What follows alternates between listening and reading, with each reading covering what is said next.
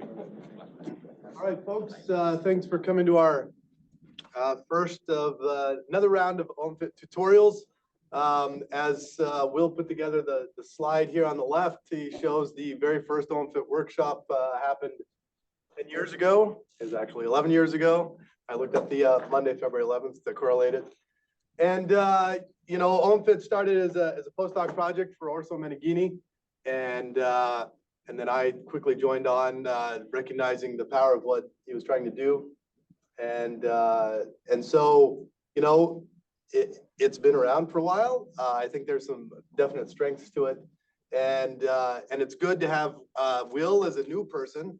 You know, he came from the aerospace industry. He has a different background than Fusion, but he has coming into OMFIT, he recognizes what its strengths are and comes as a new user. So whereas some of the maybe previous OMFIT tutorials, especially the intro tutorial, was kind of developer focused, you know, Will really brings a user perspective.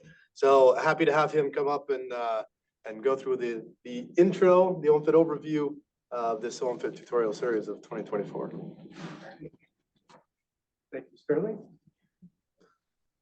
Okay, so thank you everybody for coming and joining us.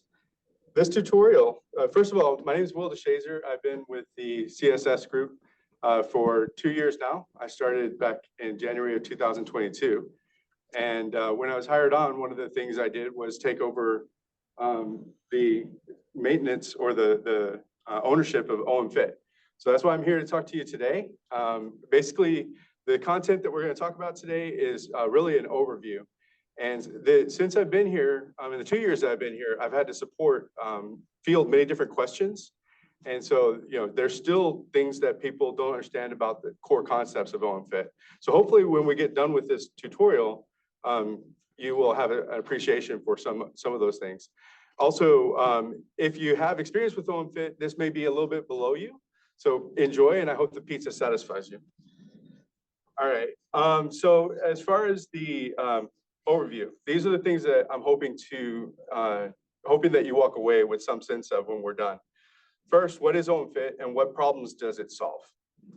You know, the structure of OMFIT is also very important, and having an understanding of the structure can help you with troubleshooting. Getting started with OMFIT, you know, there's a question about how do you actually do that? You know, what is a workflow and what is a regression test? My hope is that you'll have a good sense of what that is when you leave this meeting. And then the structure of a project, which is different than the structure of OMFIT. And again, hopefully by the end of this, you'll have an appreciation. And then finally, when do you need the developer workflow?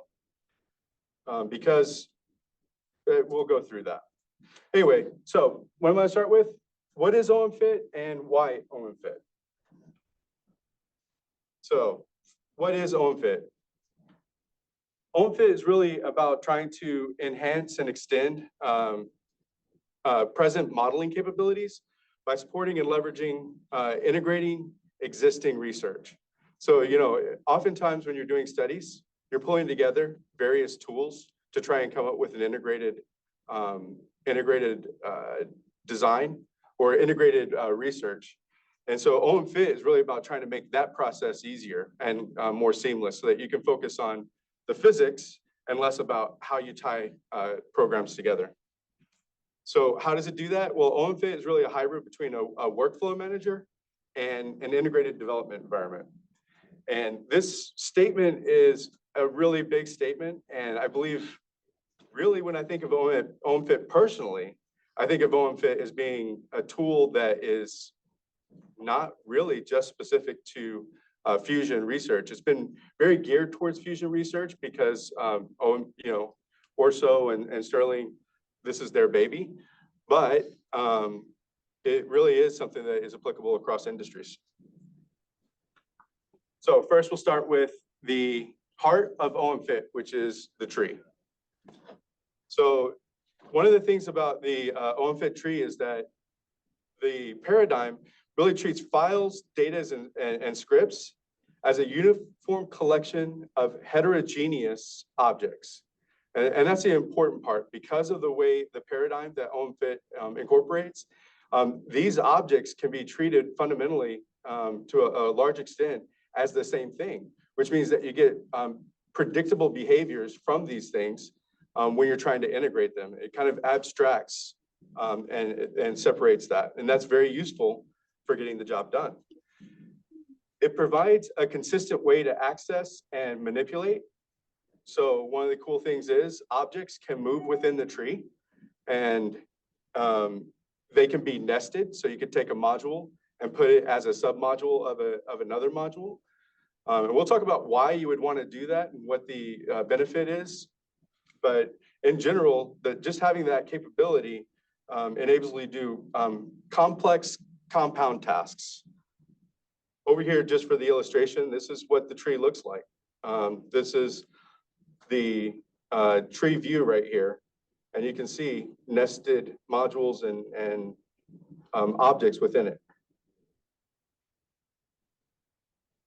So OMFIT features. Let me move this out of the way. Yeah, OMFIT features main GUI, data formats, and actions. So the top level GUI is tightly integrated with the OMFIT tree. The whole intent of that top level GUI is to really give you a sense of what your data is and relationships between that data. So that the top level GUI gives you the ability to manage those objects. It gives you the ability to carry out simulations. Sometimes you can just literally just double click and you'll get behaviors because it knows what to do with certain types of objects. And then it allows you to analyze data interactively. So we'll illustrate some of that, but you can see on the right, just the kinetic EFIT time and equilibrium right there. So one of the other features and advantages of OMFIT is that it has built-in compatibility with a lot of scientific data formats. So, NetCDF, Nameless, MDS+, SQL, these are all built in and integrated within the framework. So when you're trying to intertwine modules, you can do it fairly easily, even though they might not necessarily naturally speak the same language. So, and then finally, I said this earlier, but known formats have built-in actions such as plotting.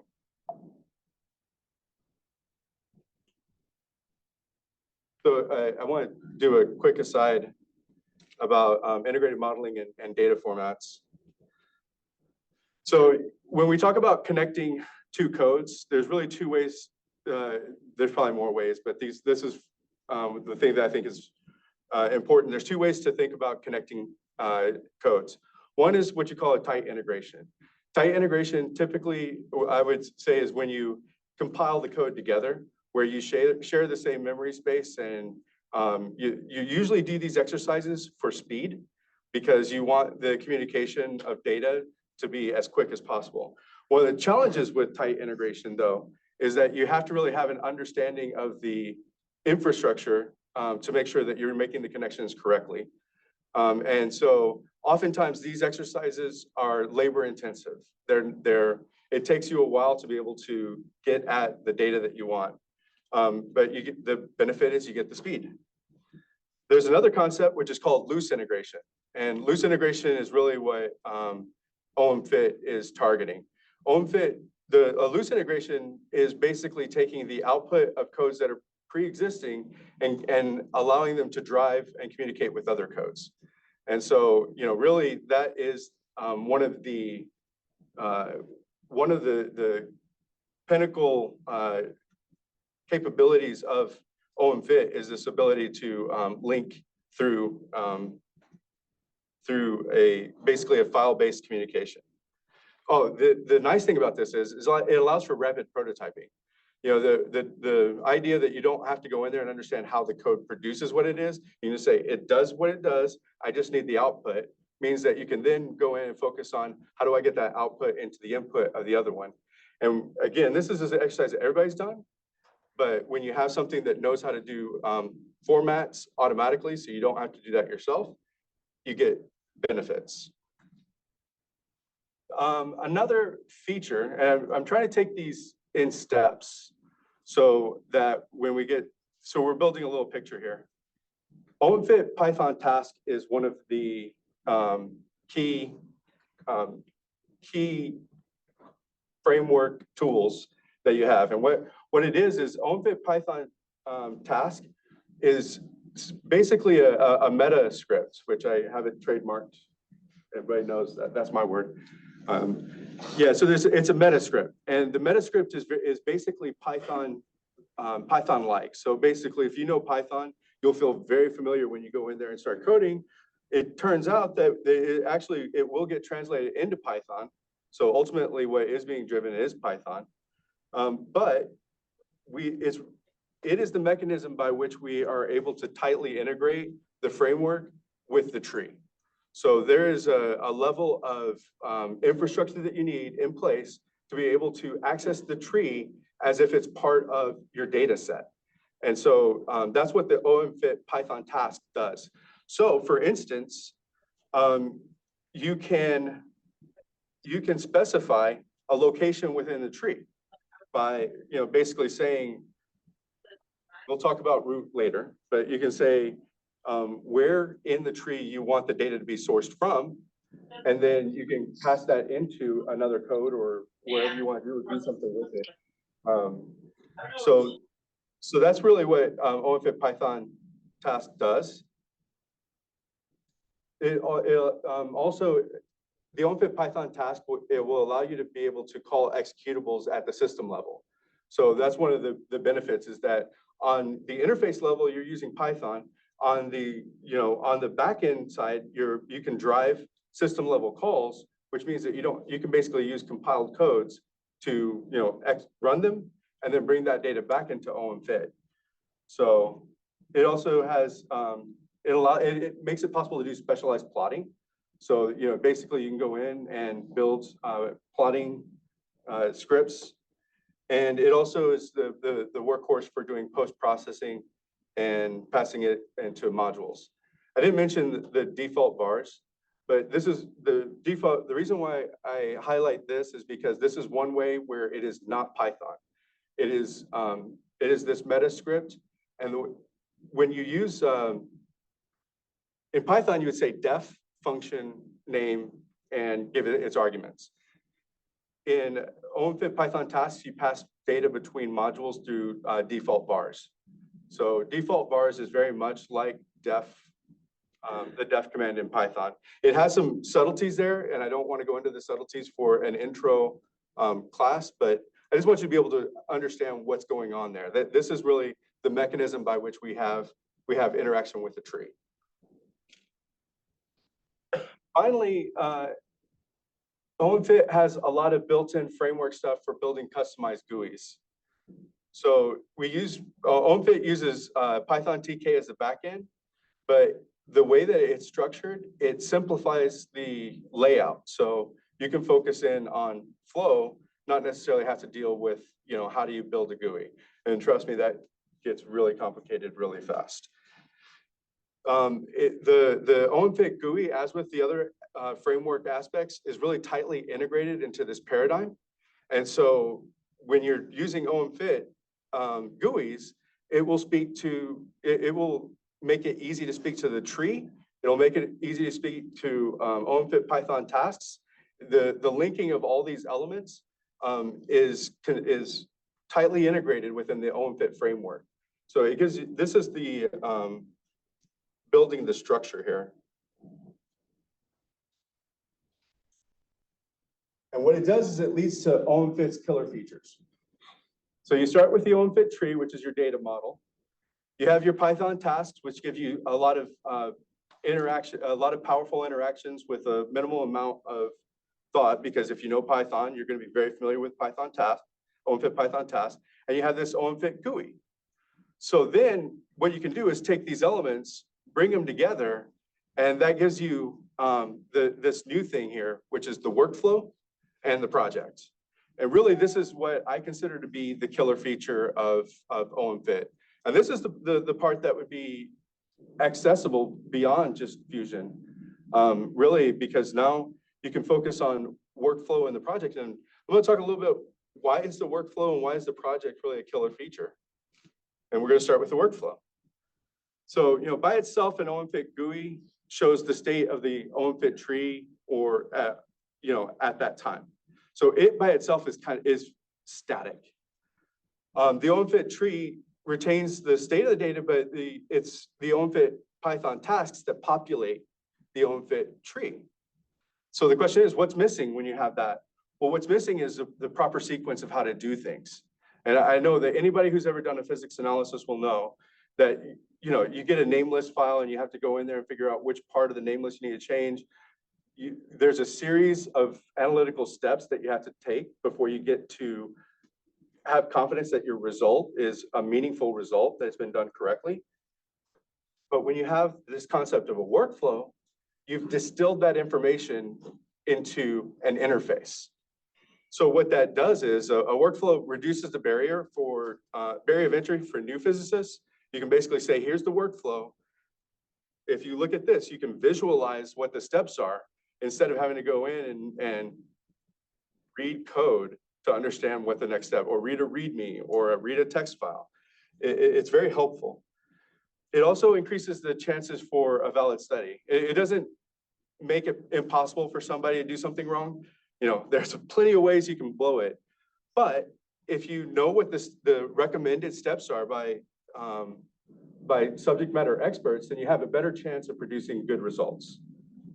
And so, in that way, it encapsulates knowledge and best practices from people who know or have history with the tools. And so the next part is the project. And the great thing about the project, I'll illustrate this a little bit more, but the project really takes the entire tree and some of the other elements like the console, history, and the Python environment version information, all the command box contents, and it packages it as a unit and saves it to disk when you want to save it, and brings it back together when you want to revive it. And having this concept of a project is really great, because I'm going to hopefully try to illustrate how bad it can get. So have you ever been into a directory that looks kind of like this, where it's study draft, study V1? These are all basically folders within that folder that contain both your source code. Maybe you inherited something like this. And so it's like you did the study, you made some variations. You made the variations. Some of the variations you made were to the source. Some of the variations you made were to inputs. Basically, you were trying to communicate first to yourself what you were doing, and then maybe to somebody else later. And I was talking with Jeff about this. He used to, in his presentations, he'd put some name like this, study version final in his presentation, so he could correlate the presentation with the data set that was used for that data set. But I can tell you, when you inherit something like this, it is a nightmare. You're trying to figure out, how do they correlate? What's going on? What about 6 or 5 months later? It's an overwhelming effort to find causes of errors, because, and this is an important point, when you have some of the ways that we've all done it, when you put the source in there and you don't have real clear differentiation of function and responsibilities, when you're trying to troubleshoot, you don't know what's happening. And nowadays we have version control. Back in the day, we didn't really even have version control, so you didn't even have history of what the changes were. So trying to troubleshoot can be very, very labor intensive and tedious. And it would often be the way you'd have to start the project before you could even begin doing your research. And so, so hopefully somebody kept some good READMEs. You have to think, was it a source change with experimental data? Was it change like windowing, something that you were doing for the analysis? You'd use a diff to try and figure out the differences between files or whatever. And then finally, maybe there's a better way. So this is the OMFIT paradigm. This is what really begins to hopefully make your jobs easier, is separating function so that, so in this way, Python environment is a whole separate function pillar, and it's maintained in one workflow. OMFIT framework is another pillar. Then you have your physics modules, which is probably what you're more concerned about. And we, in the series, we're going to talk more about the physics modules and less about, core concepts. But, by separating these, it's going to make things easier. And then finally, the project. The project is really where you interact with the analyses that you want to do.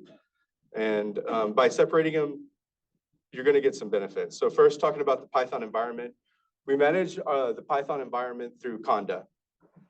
Conda basically takes a list of libraries and basically will rebuild the libraries wherever you tell it to build the packages. So if you want to install OMFIT locally, you would use Conda to install the OMFIT Python environment. If you want, we maintain an institutional installation through this Conda using what we call the global deployment tool. And when we do that, we version control the environment. And the nice thing about this is that part of the projects don't change rapidly. The environment is actually a slow moving thing. It's not a rapid moving thing. So separating it and getting it out of your face and putting it somewhere and having that be this back-end infrastructure that you don't have to worry about means that most times the issues that you're dealing with when you're not seeing the behavior you want, you can most of the time neglect that part of the infrastructure and focus on the stuff that you were working on and changing actively. The composition of the package, we actually have it separated into two because OMFIT will function with a certain subset of packages. And but some of our modules that we support require optional packages that you might want, that you would have to install if you want the full suite of physics modules locally. But when you're on an institutional installation, like here on Iris or Omega or Portal or any of the other platforms that we support, then you just go in, you do the module load, and all of this stuff comes preloaded for you. So tried to make it fairly easy. This is an illustration of some of the modules that are in the core package. So you have like matplotlib, you have xarray, you have stropy, you have git, h5py, just things like that. So those are all stored somewhere and contained on the back end. All right, the OMFIT framework. The OMFIT framework, I would consider the most important part of the OMFIT framework is the folder. Well, actually, that's not totally true. I gotta be careful. OMFIT has a lot. This OMFIT folder has a lot of the infrastructure that makes the GUIs, that makes the Python tasks, that makes the part that I said was really the killer features of OMFIT. They reside predominantly in this OMFIT folder. And that OMFIT folder has these really very, very fundamental resources. And it has OMFIT classes, which really are some infrastructure stuff that's supporting the physics modules. So some very fundamental ones, which I'm not going to go into detail here, but over time we will cover that in these lecture series. The OMFIT framework, when we say that, this is the reason I'm bringing this up is because this is where I often get confusion. When somebody comes in and tries to install a local installation on their own platform, they don't understand what part is controlled by Git and what part is controlled by Conda.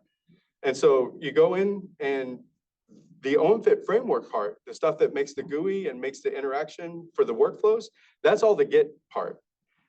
And within the Git, this Git is version control for people who may not be familiar with Git. What that does is it takes the content of files and folders and tracks changes as they evolve through your project. And it does that when you periodically tell it that you've made changes. So you have to push those changes back to a repo. So that's what Git is. And we version control the OMFIT framework through Git. Our version is hosted on GitHub. So basically we have a a version in the cloud that everybody can go to and then pull down their own copy of this version in the cloud. This set of tools is more dynamic than the backend stuff because we're periodically changing it to enhance features, to fix problems that, historically, the backend does change periodically. One of the big things we had to do was make an update to accommodate matplotlib. And so this stuff is more volatile than the previous stuff by design, but it's less volatile than a project. So the project really is the one where you're doing your studies, and that's the stuff that should be changing frequently. But for most users and and even developers, I want to communicate this. This is one of my core points. You don't need to download this to get the most use out of OMFIT. I can't tell you the number of people that go into our OMFIT IO, and one of the first things they do is they go and clone our repository because they want the repo locally. Because in their minds, they have to get the function out of OMFIT, they're going to need the source local on their machine. That's not the case. As a matter of fact, there's a whole class of users who never keep the source on their machine, and they're getting a ton of use out of it. That's because most of the changes they want to make are in the project, not in this part of the infrastructure. So that's the reason I put this up here, is because I had one situation, little anecdote. I had one situation where somebody came to me with a question, and for those of you who are familiar with OMFIT, they launched OMFIT using OMFIT-CWD. So in my mind, that immediately told me they're a developer. They want to quickly go in and start working with the code. I went ahead and tried to help them, take all their changes, bring it back. They weren't doing good maintenance. We ended up spending 10, 15 hours trying to recover. And I found out that -CWD, they didn't even need it. If I could have solved their problem in 5 minutes by recognizing that they didn't really want to touch this stuff and saying, no, just go launch the institutional installation. That's all you want to do your job, and you'll be back in shape. You'll be working. So I could have saved myself several hours, and because people didn't understand that. All right, finally, the physics modules. This is the one that I think people really care about here, because you want to do science. You don't really want to do coding. Maybe you do. I'm a geek. I love coding. But if you want to do science, this is what you care about. But it's important to know that how this is brought together, because when you have problems, you want to be able to troubleshoot it and get back to the science as quickly as possible. And I really do believe that this content, while it may be boring, will help you do that much quicker if you understand the concepts. We have 127 physics modules right now. I did that just by going in and looking at doing a count in the directory. Many of those codes do drive external executables. So like GA code is an external executable maintained.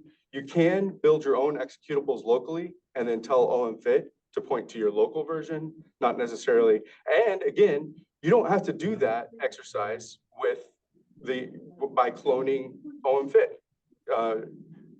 You can actually do that with an institutional installation, and you can redirect it to your local version of whatever it is that you're developing. Again, I'm just trying to save myself headache later. So OMFIT provisions for running local versions and compiled code. Most will drive institutionally. Yeah, I just said that. Many codes utilize, okay. You might be afraid, well, what about parallel processing? Well, OMFIT really is built around accommodating parallel processing. It's got really nice infrastructure for driving parallel processing, and it's got the ability, it recognizes, you can use it if the code itself is using MPI or something else on their side to drive it. OMFIT will work with that. So you really have a lot of power in OMFIT built in. But the nice thing is there's most reasonable defaults and best practice based on workflows. Some of the modules, everybody's familiar. I shouldn't say everybody, because part of this lecture is really geared towards people who are not familiar with this content. But you have EFIT and kinetic EFIT, Variped, gyro, TGLF. The gyrokinetic modules, the transport modules, 1, 2, GCMP, T-gyro. You have GenRay, ray tracing, TorBeam, NewBeam for beam prediction stuff.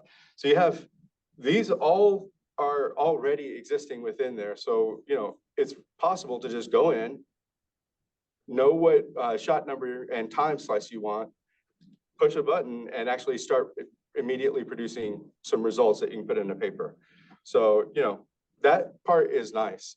Of course, it has to have, you have to know what you're doing because you want to produce something new, but either way. It's continuing to increase. We want it to increase. We want people to understand what OMFIT is good for. And then we want you to go ahead and build out, to take your own modules or your own programs and use OMFIT to do your work faster. Hopefully you'll get some sense that it can be useful for that. Okay, so finally the project side. This is the one that really everybody interacts with. I see 5 things here. Sterling, are you looking at the question, the chat? Yes. Okay, thank you. Let me know if I need to stop or something. Okay, with the projects, the nice thing about the project, I already told you about it. It basically saves the state of your analysis at the time that you save it. One of the nice things about OMFIT is it's also auto saving. So say something crashes or something goes wrong, well, there will be there's many times where we can recover the state of your analysis at some period in time. It's the word I'm looking for. It's not coming to me, but that's the nice thing. It's basically got built-in features to save your project. So I said this earlier, that what it preserves the tree, the environment version information, your console history, and also the command boxes. I've seen some people who use the command boxes extensively. Yeah, and I was going to talk about the temporary version and where it's stored, but I think I'm going to move on. This is kind of what a project looks like. So you might have several modules in there, like a 1, 2, and an EFIT, and then maybe your own custom module that you put in. Within EFIT, it'll have a files directory with the files that you maybe G file, K file, and then run scripts will be, that's under the scripts thing. This is an illustration of a typical organization within a tree. Just to give you a visual on how things are organized. The goal of OMFIT is to communicate across the tree, so that content that may be over here in the files G file would drive one of the scripts, like the run EFIT that's illustrated here. But you can have many different, many other types of scripts, and you drive it from the same source data. All right. So this is part where I am intending to go back and just show you how it works.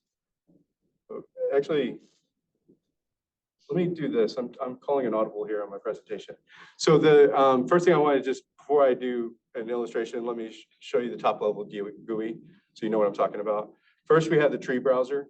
That's one major component of the GUI. And the tree browser, when I refer to the tree browser, I'm referring to this content section right here. The main thing that the tree browser is for illustrating, is for visualizing the structure of the OMFIT tree. Over here, you have the console. The console is for things that you would normally get in a terminal window that would tell you what's happening with your analysis, like anything that you did with display. That is actually being captured and redirected into your OMFIT session. So that's a running display of what you would normally see in a, well, not just what you would see in a terminal. There's also some OMFIT specific stuff that comes into that terminal, but it will also display what would be normally displayed in the terminal. Down here on the lower right, this is your command box. The command box is great for rapid prototyping. You may not be ready yet to go and save a file, but you do want to go ahead and start manipulating your data. So long as you understand what a tree looks like and how to access a tree programmatically, you can just jump into the command box and start interacting with your tree and doing some pretty powerful and sophisticated stuff pretty quickly. And seeing it real time as you're trying to iterate and figure out, is that the way you want to reduce your data? Yeah, and then down here we have the status bar. And the status bar, you can see down here that you probably can't see it, but like whether your project has been saved, where it's been saved. Up here at the top, you can also see, what build you're at, what date the project had.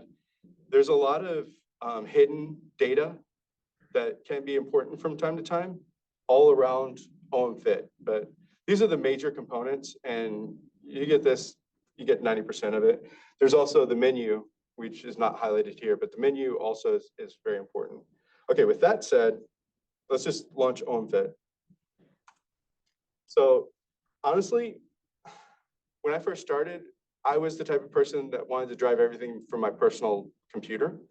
I like managing my own resources. I'm that type of person. It took me a while to recognize that, no, this is a situation where it's better to go, especially if you're getting started, go back to the institutional installation and start there. Cut your teeth, get yourself really experienced with OMFIT. And then if you find that it would be beneficial for you later, go back and start actually working with, cloning and modifying and stuff like that. When you're in an institutional installation, first thing you do is just module load OMFIT or OMFIT unstable. Unstable is the volatile branch. It's the branch that's getting the updates as quickly as possible. We have other branches that are being developed and prototyped that are not ready for consumption. Unstable is pretty much ready for consumption. I want to say that. If you need to, I would guess that most people would benefit from just using unstable.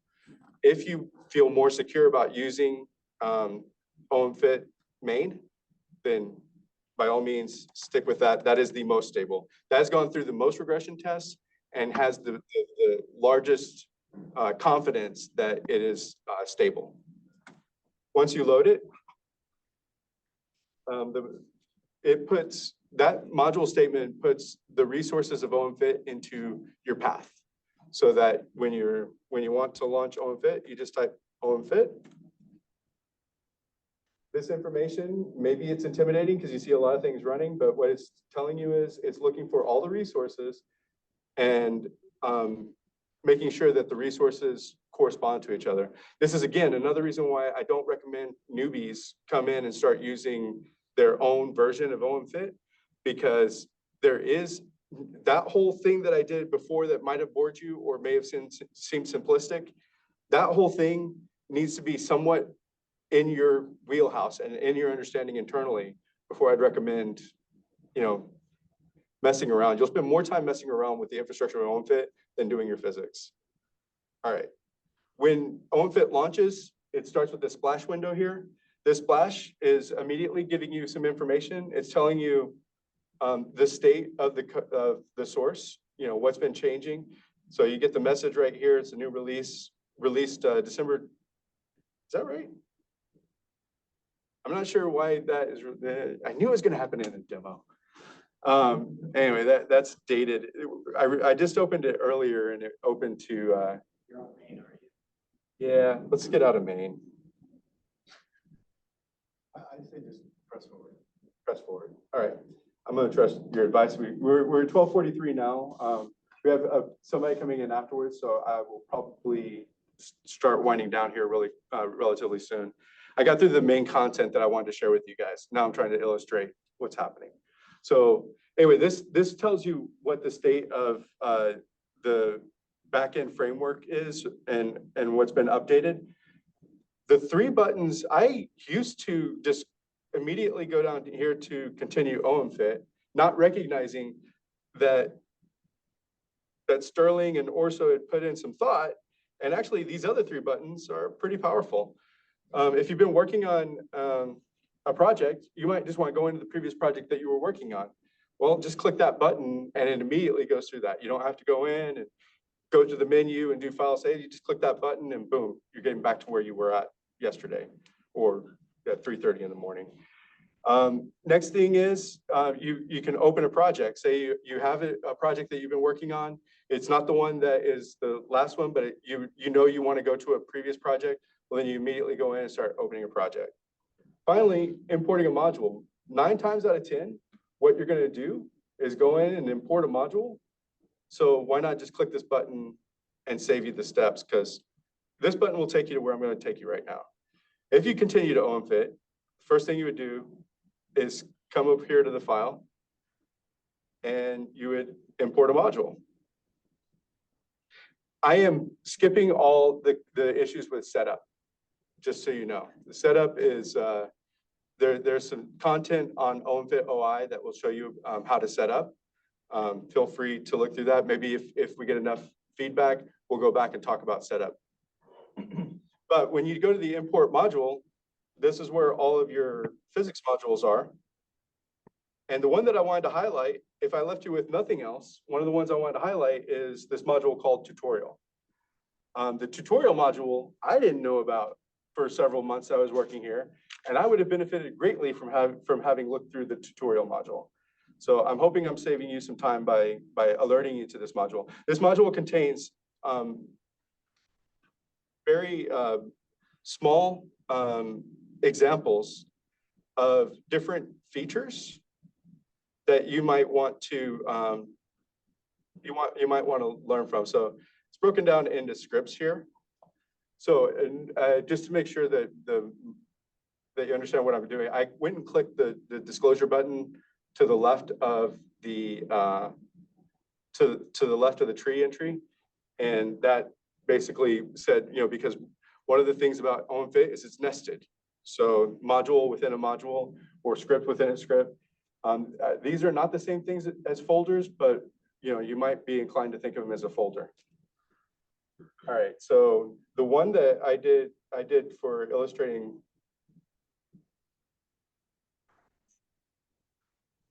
I think I went to, I'm trying to recall what I did for a, so let's just do a basic function.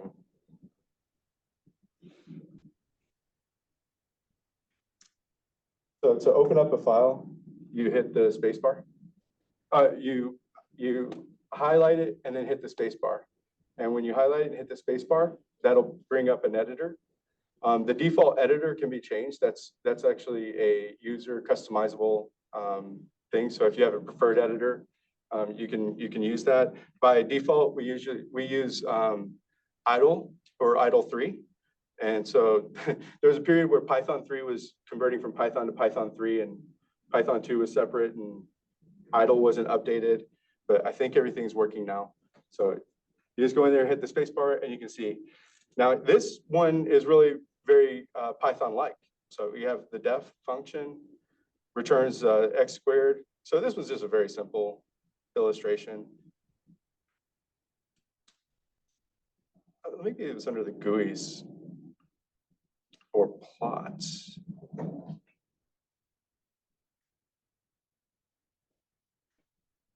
Okay, let's look at Shot Designer. The nice thing about Shot Designer is it will illustrate the GUIs for you. How to use the GUI elements rather. So in here, OMFIT X.title GUI, kind of obvious name for it. And guess what? It puts a title at the top of your GUI. OMFIT X.entry, that's basically where you create a text box element that you can then pass data into your code. You have to tell it where to go put that data. So it usually goes, many times it will go and put it in the tree. You can give it a default. You can, on any of these, this is another good thing to illustrate. I also did not recognize the power of this early on. So this is another lesson learned, the help window. So if you come up here to help and you go to the help window, this comes up. And say I want to learn about,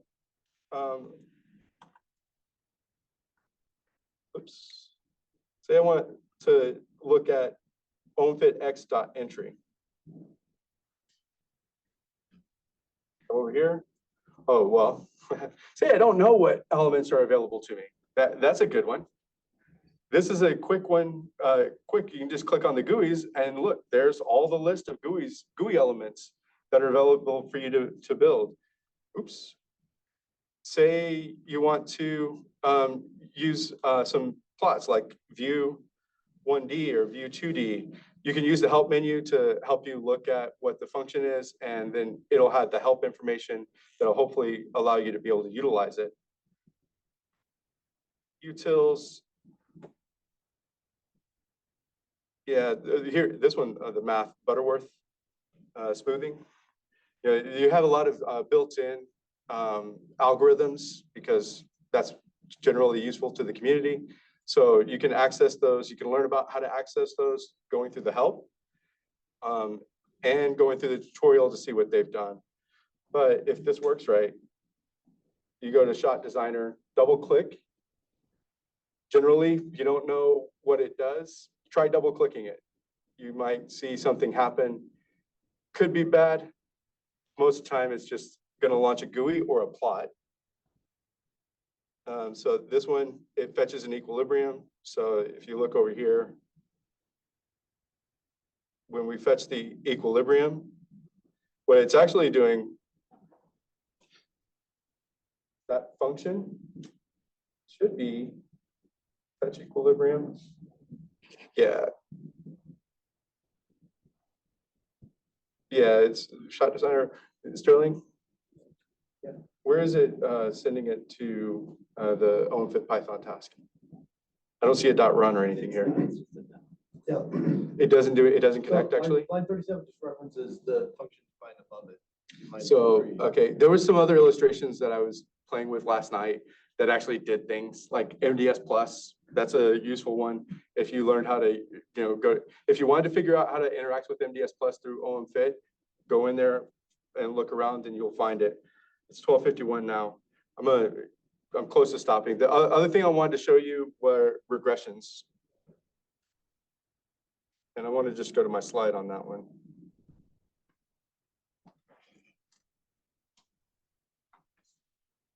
I knew I was going to be able to get through all this content.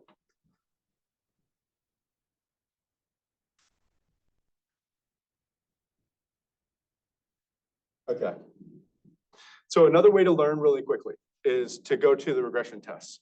We built the regression tests to make sure that to preserve the integrity of the existing source code so that when people make changes, it'll go in, run the regression test and confirm that existing behavior that we want and we've identified as important is preserved even through changes that people might introduce. So that's great. It functions like that. But it turns out that utilizing regression tests can get you insight in how, it can build existing data resources. So to load a regression test, we have load regression test script over here. When you load, you'll see all these tests, like test EFIT++, test EFIT, test kinetic EFIT time. I've worked with that one a lot. The test Nimrod. So say there's a particular module or tool that you want to learn about, and you don't necessarily have time or have somebody you can ask, you can go in there and look at how the regression test was set up, because let's see if I want MDS plus, that might be a good one. So there's M's. I know my alphabet. Okay, so when you import it, it'll import like that. Hit the space bar, just like I did before, and it'll open it to the editor. And in here, you'll see how, let's see if I can get to cache cleanup. All right, this would be where the core is. So this particular test is Iris PT data test. Set up environmental variables for local PT data fetching. So basically, it's telling you what it's trying to do. And so when you're trying to figure out how do you do that yourself, so you can replicate it, you can follow the process here and then quickly get up to speed on how to actually do the stuff that you want to do. So basically the two things, tutorial and regression test, those are things that you can take from this and go and learn yourself. Is very powerful. It can do a lot of things and it can get you up to speed quickly. I'll send out an example and explain how to launch your own, but just import it and double click and then look at it for yourself. Oftentimes, double clicking will give you a lot of information. I love the fact that I can just plot an equilibria really quickly. Just go in, open it, double click on the tree entry, and it'll plot an equilibria for you immediately. So a lot of fast behavior immediately. So with that, we got 3 minutes, and I imagine Richard Buttery is probably going to want me to be done. So thank you, everybody. I appreciate your attendance.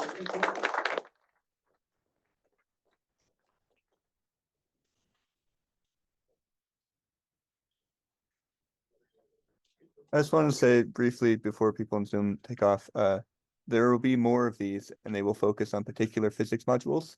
So tune back in every 2 weeks and we'll learn about particular GUIs, how to use them, and then more workflow development type things. So stay tuned. And thanks, Will. Great start. Thank you.